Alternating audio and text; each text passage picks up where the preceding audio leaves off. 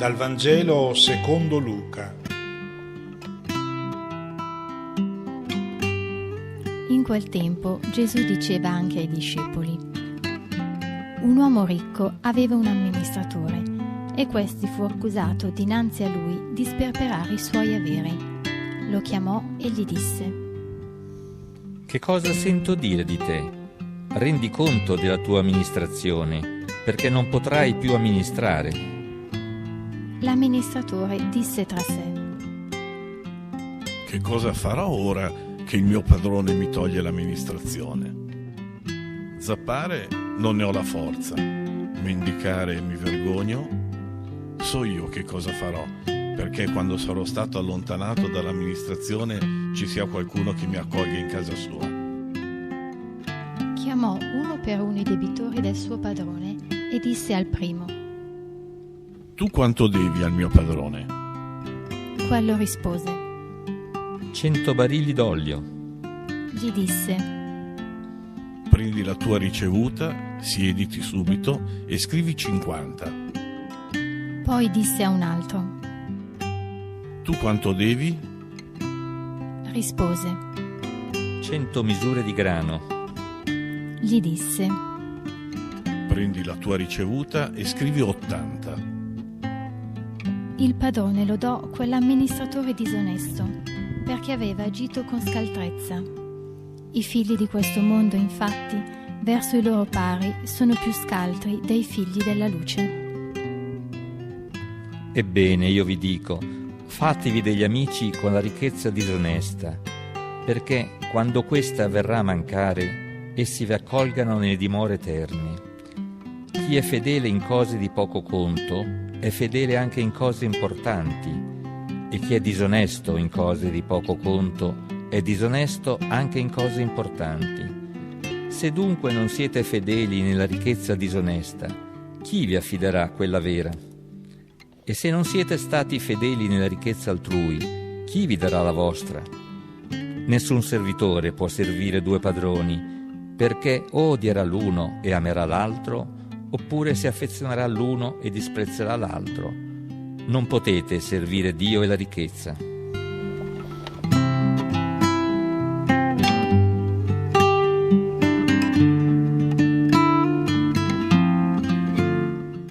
Una buona domenica a tutti, sorelle e fratelli.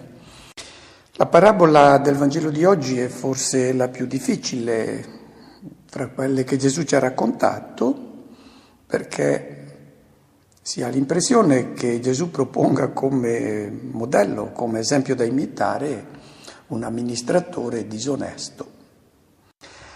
La parabola inizia dicendo che c'era un uomo ricco che aveva un amministratore. A seguito della parabola noi capiamo chi sono questi due personaggi. L'uomo ricco, un grande proprietario, rappresenta Dio. Dio è il padrone di tutto, del Signore la terra e quanto contiene l'universo e i suoi abitanti, dice il Salmo 24. L'uomo, anche se pensa di poterla fare da padrone in questo mondo, non è lui il padrone. Lui è un pellegrino, vive da straniero in un mondo che non è suo, è un viandante che attraversa il deserto. La terra che gli appartiene è quella che calpesta il suo piede e appena muove un passo, quella terra che ha calpestato già non è più sua. Lui è un amministratore. E nel Nuovo Testamento ricorre spesso questa immagine dell'uomo che amministra beni non suoi. Dobbiamo entrare in quest'ottica se vogliamo essere persone autentiche. È vero, il resto è menzogna. Pietro, al capitolo 4, nella prima sua lettera, dice: secondo il dono che ognuno di voi ha ricevuto, siate gli uni a servizio degli altri come buoni amministratori di una grazia, di doni gratuiti molto diversi che Dio ha distribuito. Sono doni suoi, voi li dovete consegnare ai destinatari, che sono coloro che hanno bisogno di questi doni. Nella prima lettera ai Corinzi, Paolo presenta se stesso come amministratore dei tesori di Dio e continua dicendo: ciò che si richiede agli amministratori è che siano trovati fedeli, perché stanno amministrando beni che non appartengono loro. Nelle mani di ogni uomo il Signore colloca un grande tesoro. Che fare per amministrare bene questo tesoro che Lui mette nelle mani di ogni persona? Nella parabola piuttosto imbarazzante che Gesù oggi racconta, ci dice come amministrare bene i doni che Dio ha messo nelle nostre mani. Lui è il padrone. Bene, vediamo questa parabola. L'amministratore è stato accusato di sperperare i beni del suo padrone. E il fattore viene accusato presso questo grande proprietario terriero da cui dipende, di essere uno che dilapida i beni. E allora il padrone lo manda a chiamare e c'è la prima scena della parabola. Il padrone, il quale dice al suo fattore: cosa ho sentito sul tuo conto? Rendi conto della tua amministrazione perché non puoi più amministrare. Licenziato. E i fatti devono essere stati così evidenti e incontestabili che l'amministratore non tenta nemmeno di giustificare, di far fugliare qualche spiegazione, qualche scusa. Viene immediatamente destituito dall'incarico. E adesso inizia la seconda scena, molto importante, è il soliloquio dell'amministratore. L'amministratore, il quale è nei guai, deve trovare al più presto il modo per garantirsi l'avvenire e pensa a varie soluzioni. La prima: diventa un bracciante, ma lui conosce bene la fatica dei suoi braccianti, li ha visti lavorare e dice: zappare, non ho la forza.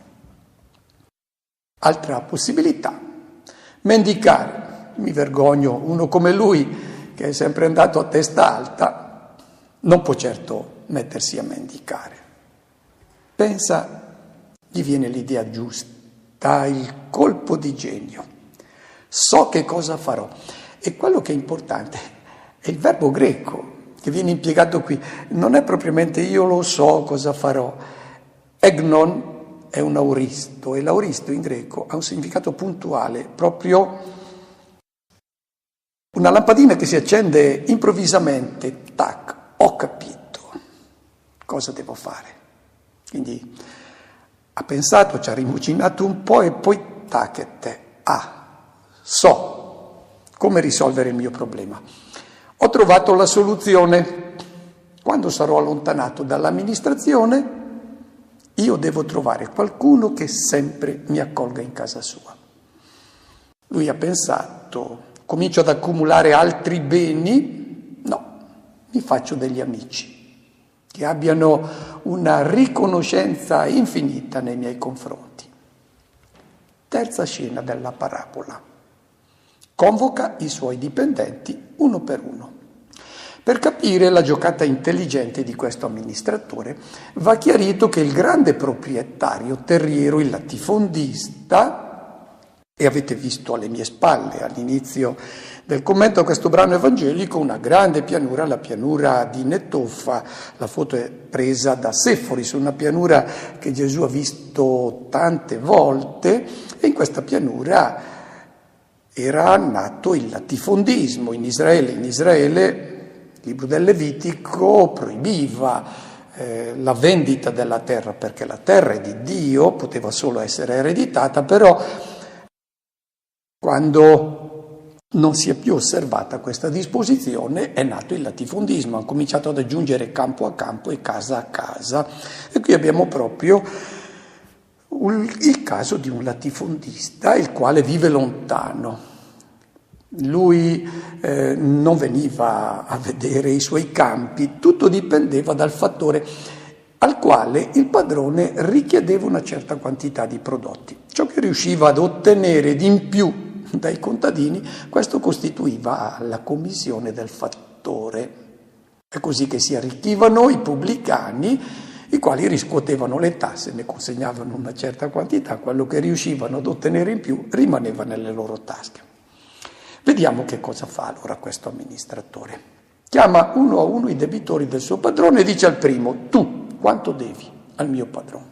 E quello risponde: 100 barili di olio. Per capire bene il significato di questa parabola è bene collocarla nel contesto. Avete alle mie spalle la foto della frangitura delle olive, è una foto che ha quasi 2 secoli. Vedete la macina di cui ci parla anche Gesù, la macina che era mossa dagli asini. Beh, qui è un uomo che la sta muovendo, ma è una macina, quella della quale Gesù diceva meglio mettersela al collo piuttosto che scandalizzare i piccoli e gettarsi nel mare.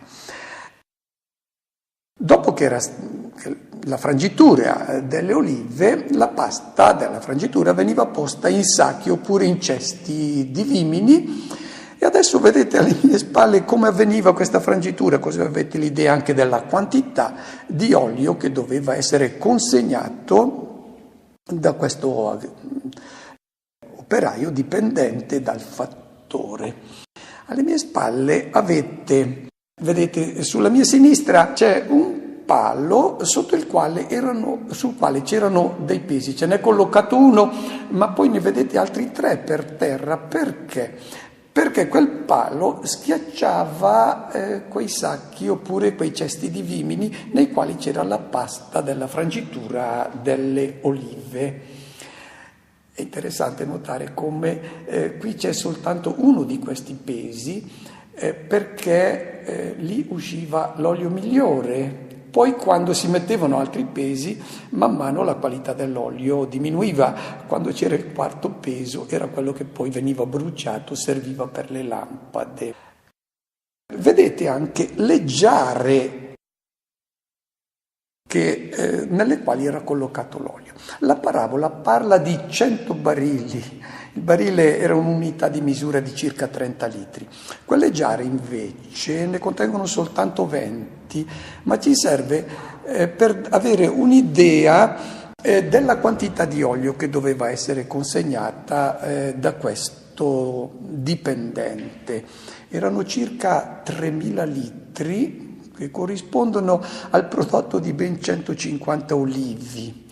In quelle giare che voi vedete là sulla mia destra ce ne volevano 150 di quelle giare, tantissime.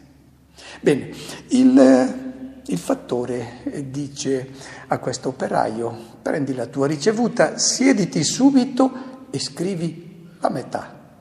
50 barili di olio, 75 di quelle giare di 20 litri rimangono per te, 1500 litri di olio. È facile immaginare la gioia di questo operaio, il quale non aveva mai visto tanti beni che gli arrivavano all'improvviso fra le sue mani, perché poi questa quantità di olio continuava anche in seguito a doverla presentare al nuovo fattore, e sapeva che quello era ciò che gli spettava. Si presenta un altro: tu quanto devi? 100 misure di grano. Si tratta di alcune centinaia di sacchi di grano, è il prodotto di vari ettari di terreno. Gli dice: prendi la tua ricevuta, scrivi 80, un risparmio del 20%. Che cosa è successo? Il fattore ha pensato: io ho la commissione su questi prodotti, potrei trattenerla per me, accumularla ancora, oppure cederla. Ha pensato di cederla per farsi degli amici, ha rinunciato ai beni e ha puntato sull'amicizia. Quelli, dice, non dimenticheranno finché campo il favore che gli ho fatto. Invece di fidarsi dei beni che la tignola consuma, i ladri rubano, lui ha puntato sull'amicizia. La scelta era trattenere per me i beni oppure cedere la mia commissione per farmi degli amici. Fra l'amicizia e l'accumulo dei beni lui ha scelto: mi faccio degli amici. Quelli mi accoglieranno nella loro casa. Il padrone dice il testo, ma l'originale dice o Kyrios, il Signore, e il Signore è Gesù. È Gesù che si identifica con questo padrone, lodò quell'amministratore che era stato disonesto, perché pensando al suo futuro ha agito in modo scaltro, in modo saggio. Se elogia il suo ex amministratore vuol dire che in questa operazione il padrone non ci ha perso. Il padrone aveva questo amministratore, era stato disonesto, ma era un uomo intelligente, e quando il padrone si è reso conto del tipo di scelta che lui ha fatto per risolvere il problema del suo futuro, dice, è stato intelligente. Scegliere l'amicizia è stata la scelta giusta. E poi viene la chiosa di Gesù. I figli di questo mondo verso i loro pari sono più scaltri dei figli della luce. Gesù fa una constatazione. Quando si tratta di maneggiare il denaro, di concludere affari, di fare traffici, i suoi discepoli, i figli della luce, sono meno scaltri di coloro che invece sono i figli delle tenebre, cioè quelli che in tutti i modi cercano di arricchire, di accumulare i loro beni. È normale che sia così, e dovrebbe essere così, perché i figli di questo mondo possono agire senza scrupoli, devono preoccuparsi soltanto di vedersela con le leggi dello Stato, di non essere scoperti se sono disonesti. I cristiani devono seguire altri principi e mantenere un comportamento trasparente, retto. A loro sono vietati i sotterfugi e gli imbrogli. Non soltanto devono essere leali nei confronti dello Stato, ma seguono anche altri principi, altri valori, che sono quelli che vengono presentati dalla logica di Dio, che ci è stata mostrata e indicata da Gesù di Nazaret. Concretamente stanno gestendo dei beni che appartengono a Dio, sono degli amministratori e quindi è normale che i figli della luce siano più scaltri, i figli delle tenebre siano più scaltri. Sarebbe bene che in questi commerci, nell'uso del denaro, davvero i figli della luce non avessero vergogna di sfigurare di fronte ai figli delle tenebre, proprio perché non possono scendere a compromessi. La conclusione del brano evangelico sono 4 riflessioni di Gesù. La prima: fatevi degli amici con la ricchezza disonesta. Fra accumulare beni e farsi degli amici, Gesù dice: fatevi degli amici. La ricchezza è chiamata disonesta, è un giudizio molto pesante che il maestro dà della ricchezza, è chiamata iniqua. Per quale ragione? Perché non è una condanna dei beni di questo mondo, non è un invito a distruggerli, a liberarsene come se fossero un qualcosa di impuro, è una constatazione. Nel denaro accumulato è sempre presente qualche forma di ingiustizia. Anche nei pochi euro che noi possiamo avere in tasca c'è sempre dentro un qualche sfruttamento, una qualche appropriazione indebita. Cosa farne? C'è un metodo per purificare anche la ricchezza iniqua, è quella di usarla per il bene, per farsi degli amici che poi ci accolgano nelle dimore eterne. Loro testimonieranno il nostro favore nel giorno in cui il denaro materiale non conterà più nulla, perché alla dogana questo verrà tutto requisito, alla dogana della vita di là, conteranno soltanto coloro che sono stati beneficati da quei doni che appartengono al padrone. La seconda riflessione di Gesù: chi è fedele in cose da poco è fedele in cose importanti. Se non siete stati fedeli nella ricchezza disonesta, chi vi darà quella vera? Ricchezza disonesta, le cose di poco conto, rappresentano le realtà di questo mondo. Quella vera è quella che ci attende nel mondo di Dio, quella eterna.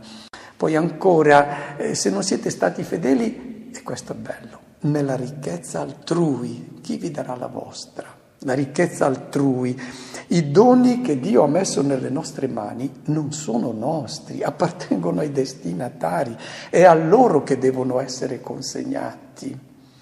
È ricchezza altrui, la nostra intelligenza non è nostra, è altrui, cioè ci è stata donata per metterla a servizio degli altri, il nostro tempo non è nostro, è ricchezza altrui. Se noi ce la tratteniamo questa, non ci verrà data la nostra è l'amore che avremo costruito in questo dono. Solo ciò che noi avremo donato diventa realmente nostro. E l'ultima riflessione di Gesù: non si può servire a due padroni, o Dio o la ricchezza. Noi vorremmo servirli tutti e due, cioè andare un po' in chiesa la domenica o qualche pratica religiosa e poi gestirci la ricchezza come se fosse nostra. Non è così, non si possono servire questi due padroni per una ragione molto semplice, che danno ordini opposti. Dio ci dice: consegna i doni che ho messo nelle tue mani, la ricchezza ci dice trattienili per te. Danno ordini opposti, bisogna scegliere o Dio o la ricchezza. Una buona domenica a tutti.